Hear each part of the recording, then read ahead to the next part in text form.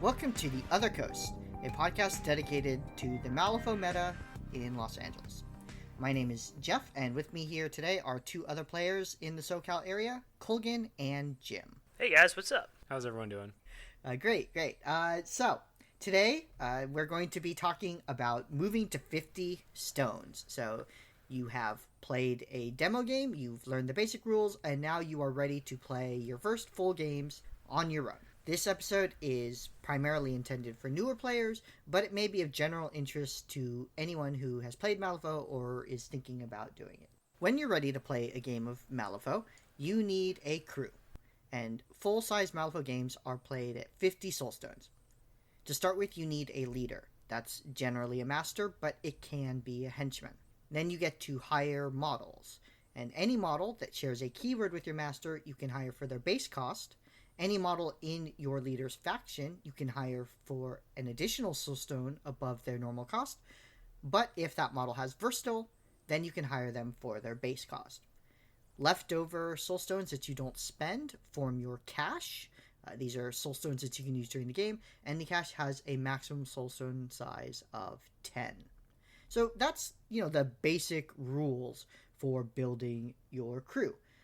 But obviously, when you look to build your crew, there's going to be a number of considerations. What you want your models to do, what models you actually own.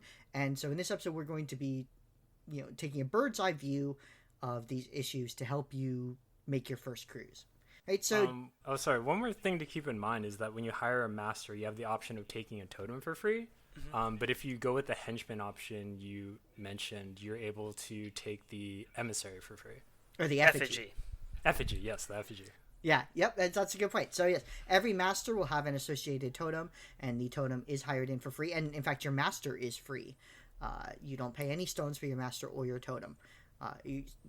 And if your leader is a henchman, you don't pay any stones for your henchman leader, and you don't pay any stones for the effigy in your leader's faction. Correct.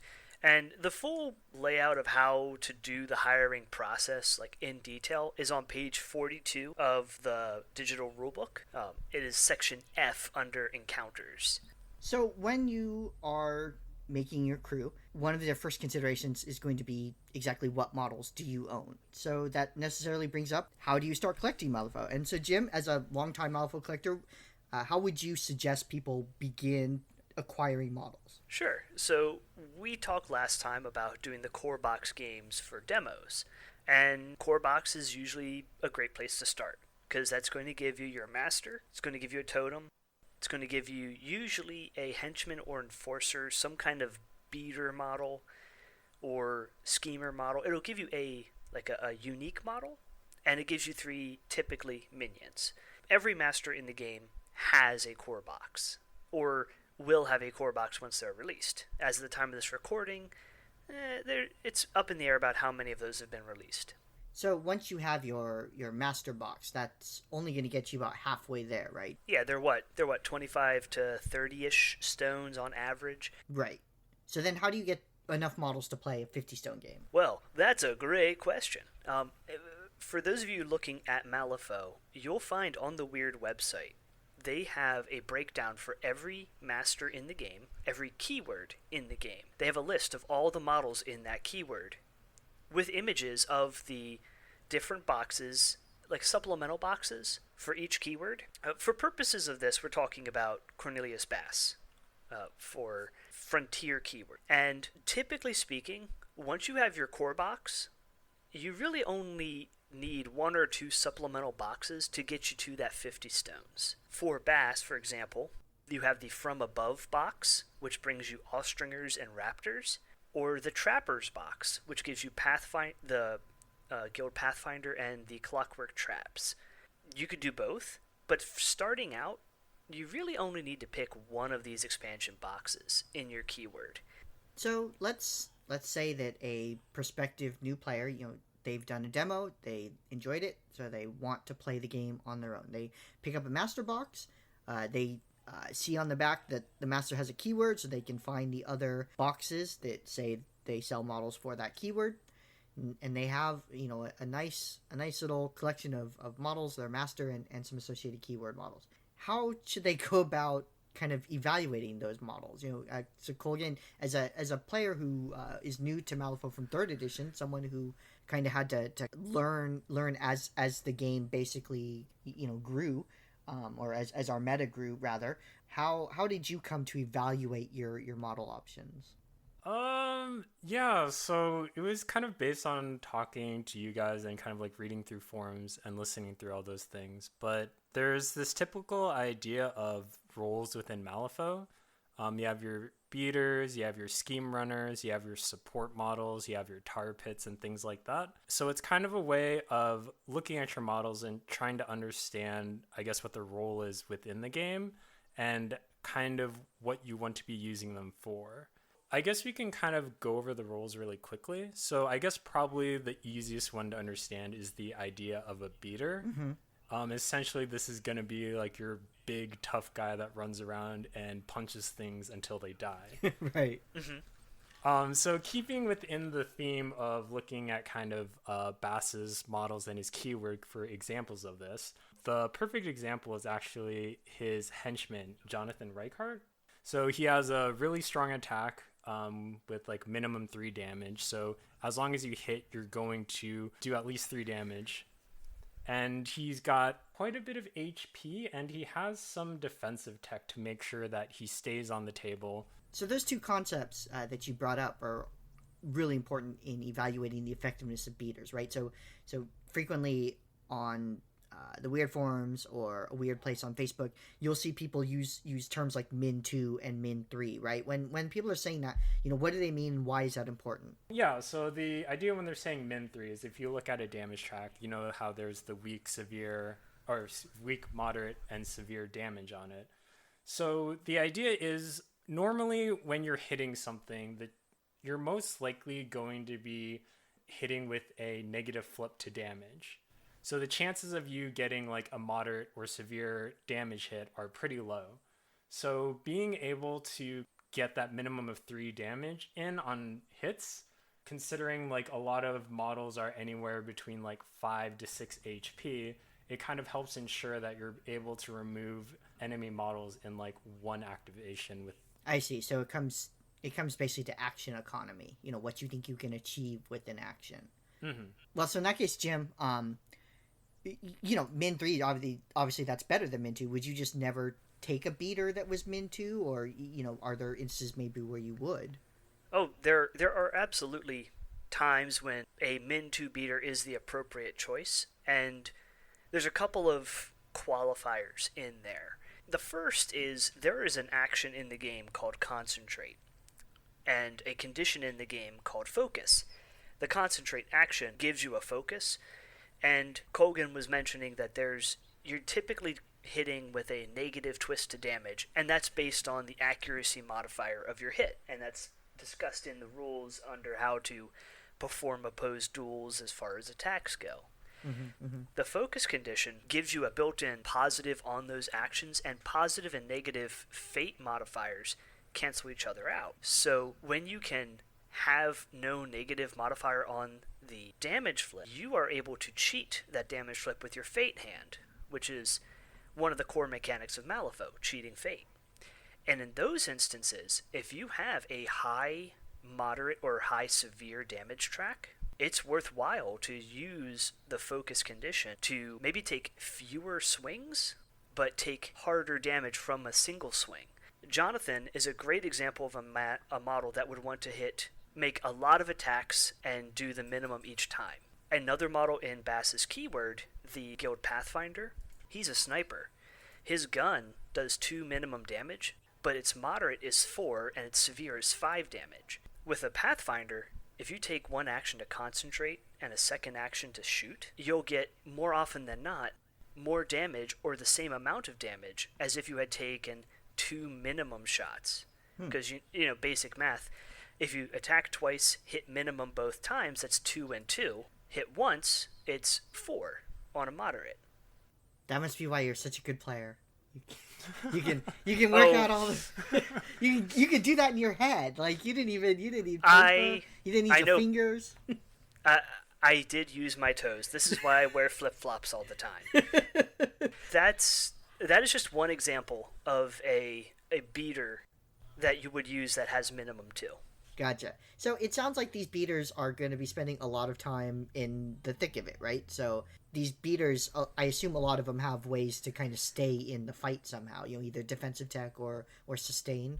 Not always. Oftentimes, yes. There are tanky bruiser type beaters like Jonathan. Jonathan, for example, has Disguised. He cannot be the target of actions generated by charge. If opponents want to come into him, they either have to shoot him or walk up to him and then punch him. So that makes it harder to get to grips with John. He's also hard to kill. It sounds like to me, and I guess let me know if you disagree, that beaters and tar pits, there may be some similarities between the models because you want them stuck in, but they do play different roles, and so maybe they're good at different things, right? Yeah, I definitely agree with that. I feel like for my experience, there's a lot more beaters in Malifaux than there are tar pits. So generally your beaters are going to be fairly tanky just because, especially the melee ones, since they need to be able to fight it out and not fall victim to, weaker attacks. Like a lot of tar pit models, they generally have self-sustain built into their actions so that they're able to heal themselves up or prevent damage without actually expending a lot of extra resources. I see. All right. Well, so you mentioned beaters, and then you added the qualified melee beaters. So I'm assuming most of these guys are melee guys, but maybe some are ranged. But how would you kind of distinguish a beater model from a ranged model? Well, first step. All right. Does it have an attack with a range value greater than 2? I'm being a little facetious. There are some melee models that have 3-inch engage, but for the most part, in 3rd edition Malifaux, if you're taking an action that has the claw symbol or melee symbol, you're going to be between the range of 2 and 0 on average. More often, 1 to 0.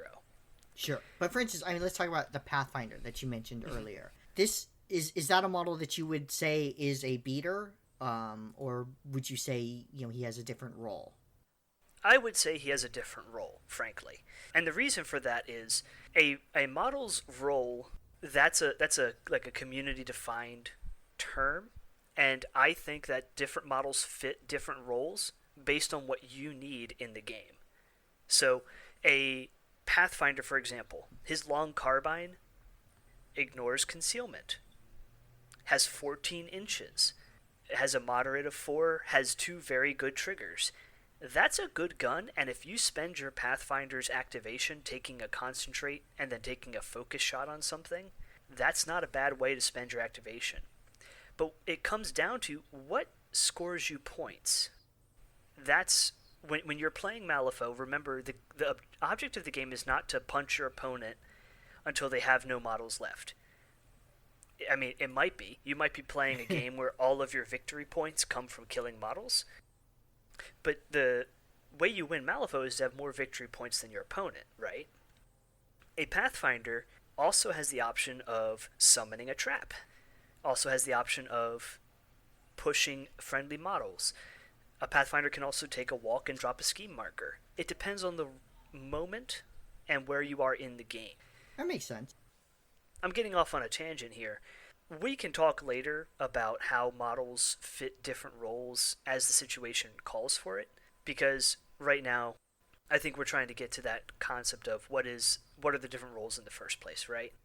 Right, but I think you bring up a good point in that although there may be kind of like these overarching categories and models may generally be seen to fit within them, especially online, where I think a lot of online judgments tend to be very black and white, right? Not a lot of nuance in many online discussions. So when you see people evaluate a model, they often will talk about it as though it has a singular purpose. And your point that, no, the model's purpose is to help you win the game. And so whatever way it can do that, maybe sometime, maybe you hired this guy because you thought he was going to be a beater, but you need him to go over and place a scheme runner, or scheme marker. Well, now he's a scheme runner for that activation, right? So I think your point is well taken. But yeah, we should, I think, quickly just touch on the other roles. So Colgan, what would you say is a support model? Like, what does that role mean? Generally, support models are going to be guys with abilities that are going to enhance your other models. They themselves aren't necessarily great at any one thing, but they'll have things like healing or ways to move your models outside of their activation. So I guess, again, within the Frontier keyword, I actually feel like both the Frontiersman and the Pathfinder kind of fit that role, just because of their bonus actions. So, the Frontiersman has that ability, follow my path, as well as the Pathfinder. And while it doesn't seem like a lot, just a little 2-inch move, it's actually really helpful with like getting guys out of engagement without having to take a disengage action, or just kind of like sneaking in a little extra movement outside of turns to kind of like stealth grab an objective or something like that. Right, and follow my path. It doesn't have any target number, any test, or any flip associated with it. And to my eyes, that looks like it's the reliability there is important. Oh my gosh, I gotta tell you, Malifaux is a game of flipping cards, right? Where like other games are a game of dice. Anything you can do in Malifaux that does not involve chance is really good when it comes to making your calculations on what you can do for scoring points. I'm not the best player by any means, and the number of times I've been like, man, I need this thing to go off. I need to meet this target number. I need to successfully get this opposed duel off to accomplish my points, and then it doesn't happen. Right. An action that doesn't require a flip that you can rely on is pretty nice. On the subject of the Frontiersman, as a support piece, they did get an errata recently that lets them heal friendly models on a trigger on their melee action. So some models can be like support pieces incidentally. Right. Dedicated support pieces definitely are going to be helping your other models do more. Makes sense. Okay, so then I guess the next role we want to cover are summoners. And I know, Jim, you kind of already talked about this. Summoners bring other models into play. That sounds really strong with a game that works like Malifaux. Short answer, it is. When you summon a model, your opponent will get a pass token unless the model says otherwise. And the idea of the pass token mechanic is tied to crew parity, right? If I have more dudes than you do, you have pass tokens to make up the difference.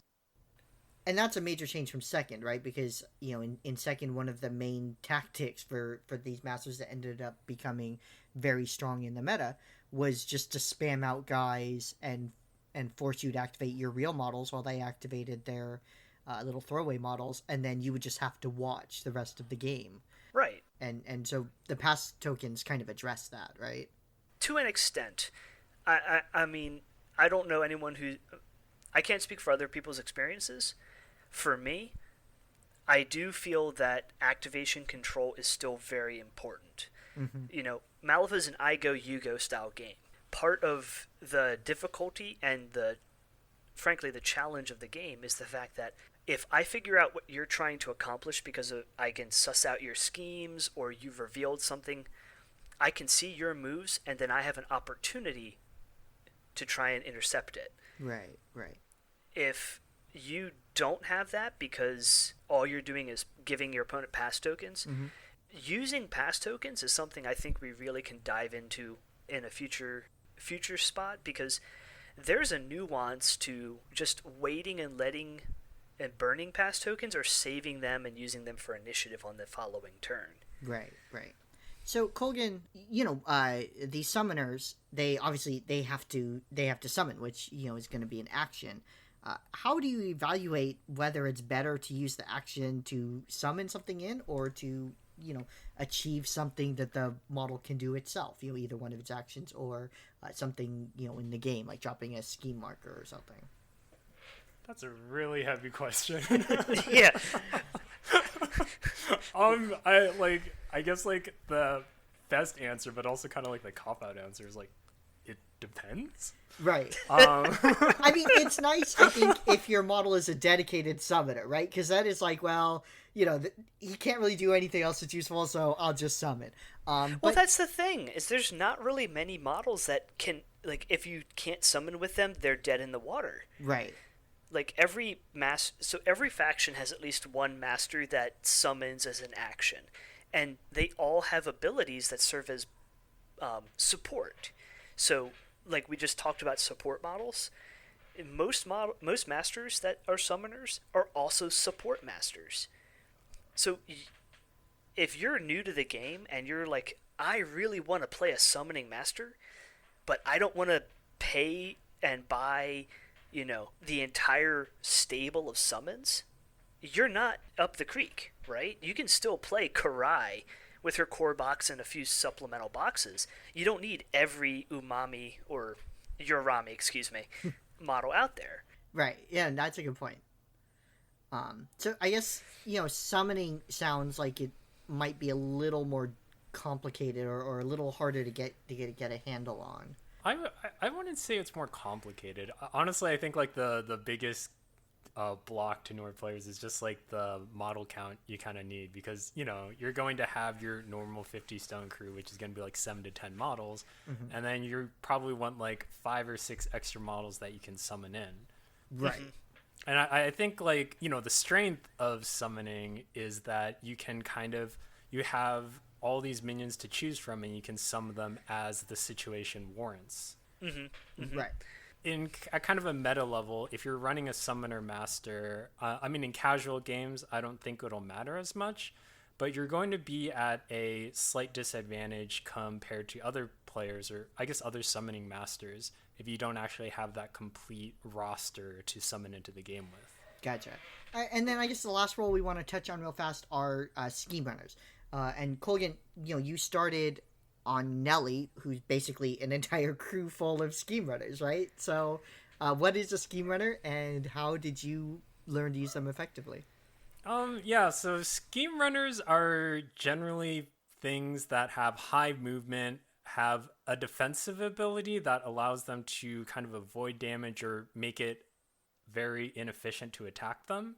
So, for example, in Nelly's crew, for the journalist keyword, a lot of her models will have serene continence, which is just a built-in negative flip to any attacks that are targeting them. So that's a way to kind of make it very inefficient, since on negative attacks, the opponent can't cheat in to make it succeed.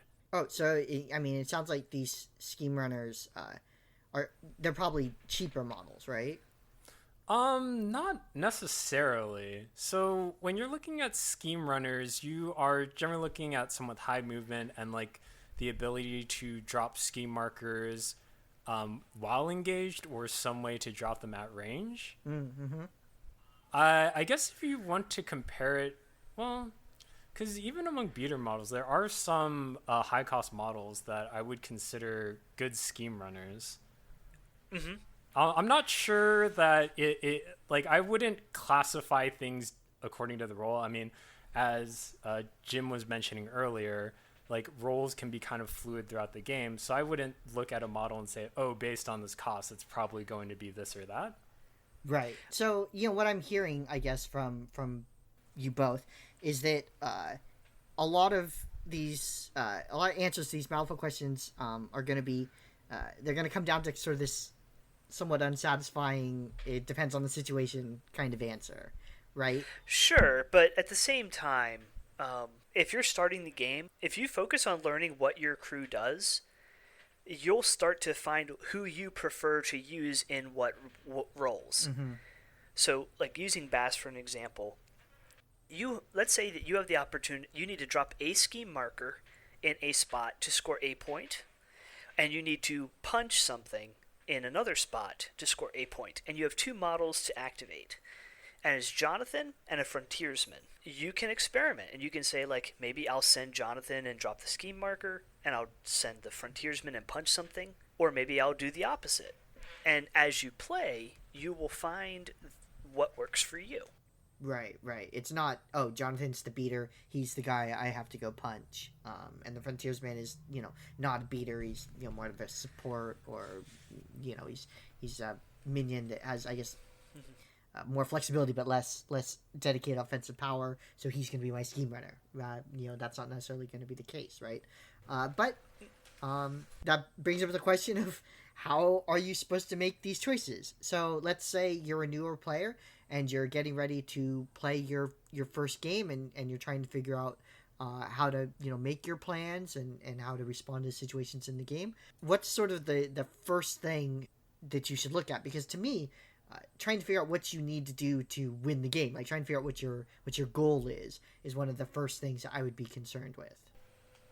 Sure, and I would say that the first thing you should do is probably read what the scoring mechanics are. And in Malifaux, you generate a pool of a single strategy and 5 schemes in a game. And then each player can score 4 points on the strategy and up to 2 points on a scheme. And you get to pick 2 schemes out of those 5 that you generated. Mm-hmm. Step 1 is probably reading what the scheme and strategies are. Because the Gaining Grounds document, Season 1, which is, as of the time of recording, the current Gaining Grounds document, is free. The core rulebook strategies are all in the app as well. If you have, a few minutes and you're like, I want to know more about this game, check out the app. It's free. Did I mention it's free? You'll find that strategies and schemes all fall into roughly a couple different buckets of kinds. You have the ones which are boiled down to kill something, have a scheme marker put in a certain place, and have a model be somewhere at some point. Ultimately, Malifaux is a game of both attacking your opponent and taking the interact or scheming action. Right. Now, I mean, I've played Malifaux for several years now, and I still find it pretty difficult to keep track of what it is I'm supposed to be doing to scoring. Colgan, when you were coming up through the ranks, did you struggle with that at all? Yeah, I think it's a really common thing, and it's still something I still do now from time to time. Like, I'll get so caught up in certain actions that I kind of forget the schemes I'm running for. Right. So I honestly think that it's just one of the things that you're gonna have to get through a few games, because I feel like with the number of decision points and things that there are in a game of Malifaux, that it's surprisingly easy to kind of forget what your schemes are during the course of the game. As far as advice I'm remembering it goes, like, just before every activation, I would start to get in the habit of just, since I generate a lot of games with the app, is like quickly look over what schemes I picked, what the strategy is, just to kind of have like a quick refresher to keep that in my mind. Right. Does that still happen to you guys too? Just kind of like, you're like halfway through a turn and you're just like, oh shit, I was supposed to try and score this scheme. Yeah, every time. I mean, Yeah. I'm actually kind of well known for either losing games or not winning, getting a tie instead, purely because I didn't take an action that's entirely under my control. Instead of delivering a message, I made another stupid melee attack or whatever, right? And so I didn't score the point. And I think part of it, maybe for me, is getting caught up in the heat of the action. And then also it's, I might start the game with this complicated, beautiful mind type plan of how I'm going to achieve all my goals. But once I get into the game, it's really about trying to keep all my models alive. So if someone gets low, I spend basically all my brain power trying to figure out how to save them. Yeah, I think the best thing to do is just kind of to build on that habit, to just have a check to see, like, which of your models can score this game, like who's most likely to do it, if there are any, duels that you'll need to pass in order to ensure that you score it. Which goes back to how Jim was saying, you really, if you can rely, like, if you have the certainty that you're going to pass this test, or because there is no test, that's a really important quality at times. Right. There is something to be said about having a plan for every model in your crew. Now, I know I just said, sometimes the situation dictates that you send your model that you picked for the beater role to drop a scheme marker. Yes, there are times when that happens. But during the hiring process, you have the opportunity to craft a crew after seeing the pool of strategy and scheme. and deployment for what that's worth.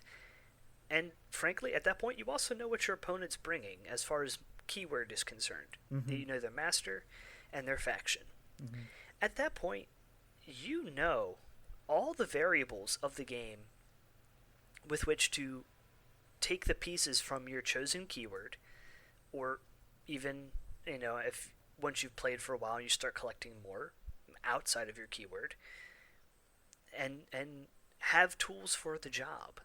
If you have a game where you're going hard in the paint for the kill the enemy models stuff, you can hire a bunch of dudes that are focused on killing the models.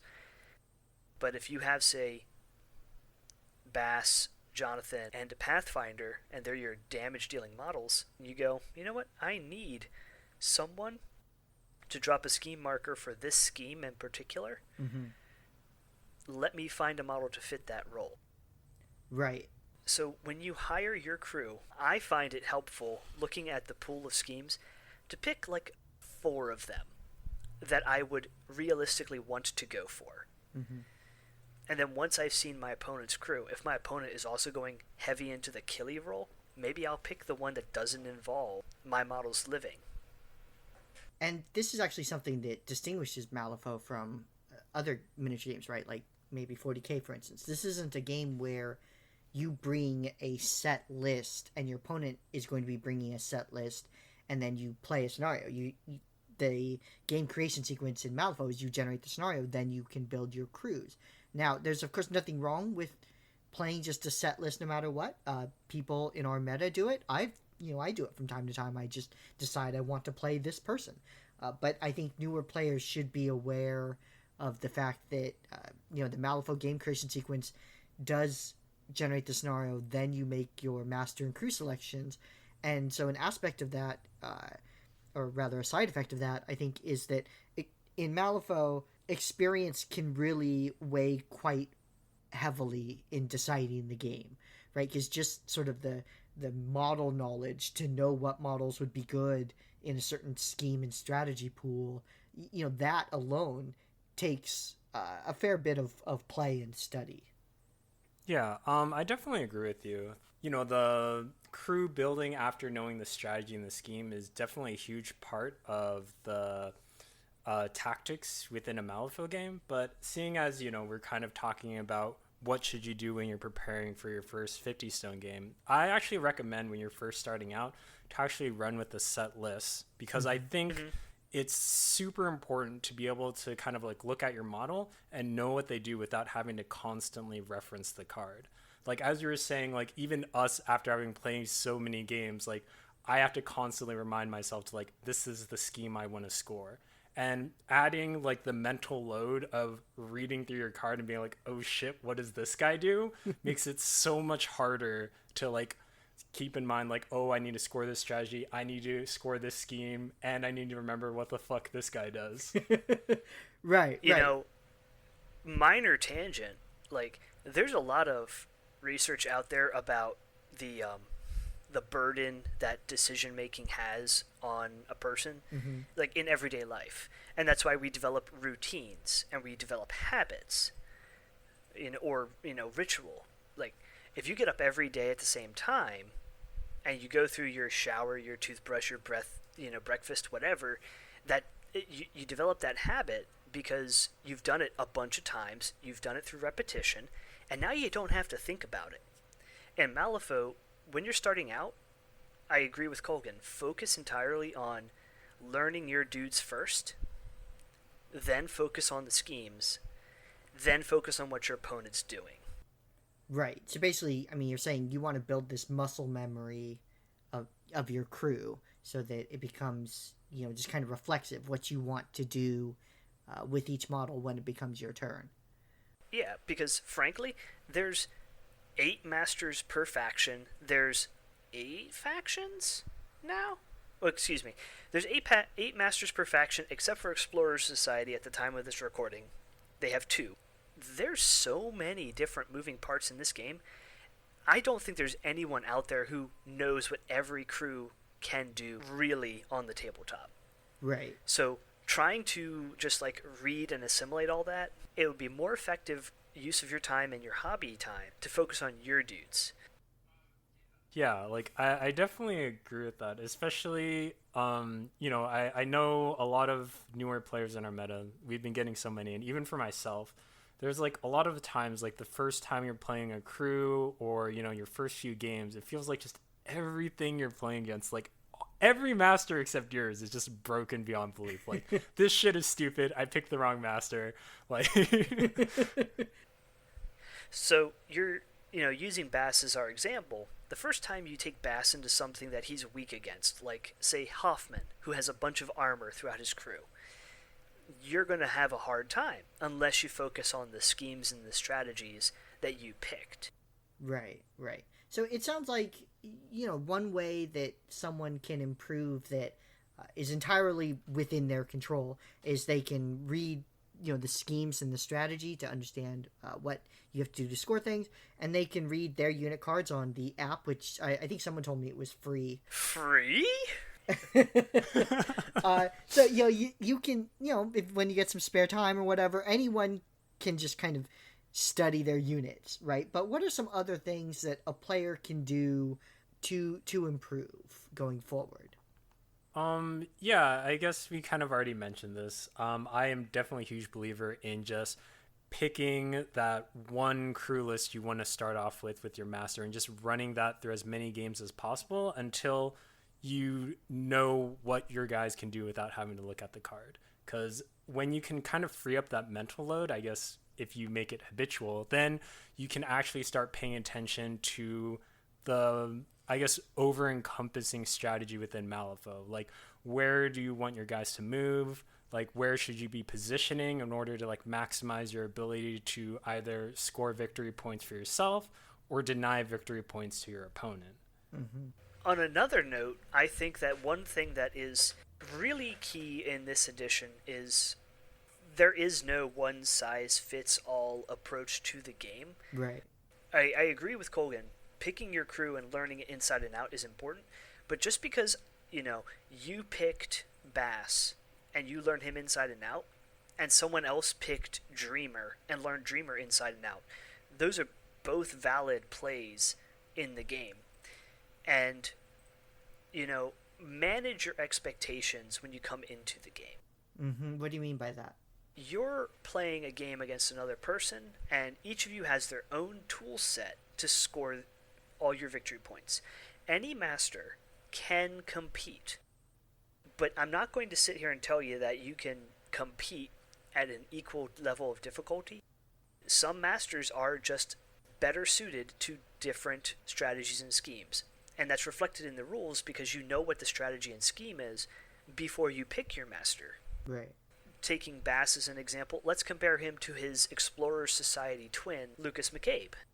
Lucas McCabe has an entire crew that's very scheme-oriented because you have a lot of models that can move and drop scheme markers, but they don't hit very hard. Bass's crew has Jonathan, who has, as we discussed, has a lot of the tools to be a beater. Mm-hmm. You have a lot of long-range guns or long-range attack actions. So if you have a pool that is kill-heavy with Bass, you're going to have an advantage. But just because you might be at a disadvantage in a pool that has a lot of scheme markers doesn't mean you shouldn't or couldn't play Bass. Right. At the end of the day, play the models you want to play. Just accept the fact that you cannot go into a game at a disadvantage and expect to steamroll your opponent. This is not a game where you can really copy-paste a list that someone else is playing and insta-win against your opponent. This game is much more about player skill and player knowledge, and that's something that's going to come with time and with actually playing, than it is about the inherent strength of a model. Right. Now that's my opinion, that's my hot take. People who play old Shenlong before the errata might disagree with me. So, Colgan, you, I mentioned you started with third, so you had to go through this new player experience or, this improvement process. And now, not to put too much pressure on you, but you're probably one of the strongest players in our meta. You keep winning these silly semi-monthly events we keep doing. So, what do you have any thoughts, I guess, on sort of your growth process? I know you have mentioned in the past that you felt starting with Nelly, who's not really combat oriented, might have been helpful to your growth as a player. Is there anything that you can think of that might be of interest to anyone else who's just starting out and maybe got kicked around in a couple of games and is wondering what they can do to make things a little better? Yeah, I think like Jim was mentioning, managing your expectations is really important. Like, honestly, one of the upsides of starting with Nelly is I just kind of had it in my mind already that I'm just going to lose a bunch of games. So, like, I wasn't ever really like too beaten up or disappointed when I just got like landslided. It's like at the start of turn 3, I'm like, I've already lost like my entire crew. I've scored 0 points. They're up by like 3 or 4. I'm like, this game's pretty much over. But what I would do is I would kind of, I guess in general, I tend to play fairly aggressive, especially when I don't know a crew. Because for me, I'm not too worried about, especially in casual games. Like, I just want to learn the crew and learn these models. And I feel like the fastest way to do that is just to kind of run them into very extreme or very risky situations and kind of get a feel for how they perform. Mm-hmm, mm-hmm. So, for example, when I was starting out with Nelly and her crew, the field journalists, as I mentioned before, they didn't really have any attack actions. They can just kind of hand out staggered and give people distracted to make it a little harder to hit them. But they do have 2 auras, and one is when a model activates, when they end their activation within 2 inches of you, they take 1 damage, and if they start their activation, they discard a card. So, like, me coming from, these very killy war games, I was under the impression, like, oh, well, they don't have an attack, but I'm just gonna sit next to all their models and just kind of ping them to death. So, like, that was my grand strategy, and then I went up against, all of these beater crews, like the Vix or Titania, just, like, sitting around draining them of their health, and it's like, well, all of my models died in, like, less than a turn, so this probably isn't how I want to play these guys. Right. And it was really helpful because it forced me to kind of focus on just scoring victory points, which, at the end of the day, that's the only thing that matters. You could have killed off my entire crew, but if I got those victory points, like, I won. Right, right. And I mean, I think one thing for me is that, people start with the masters that they start with for a variety of reasons. Most frequently, it's about aesthetics, right? They were drawn to the look, or someone sort of told them about the play style, and so they thought that was a good fit.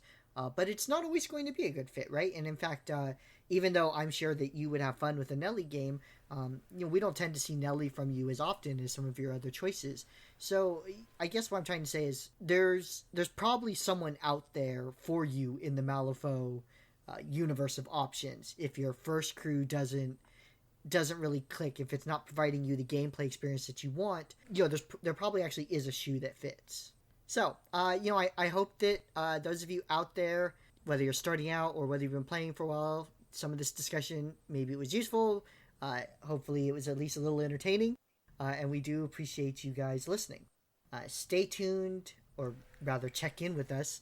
Don't stay tuned because this is not a continuous stream. But do check in with us next time for our next episode, which is Welcome to Malifaux Part 3, a Malifaux boot camp. This was sort of a bird's eye view of a lot of important concepts in the game, and in the next episode we're going to really drill down on some of these and kind of unpack them, and so we hope that you will enjoy that. If you've listened to us and you want to keep doing it, we'd appreciate a like, a comment, a share, or subscribe. Any sort of feedback would be great. We would love to receive an email or, a Facebook comment, anything like that.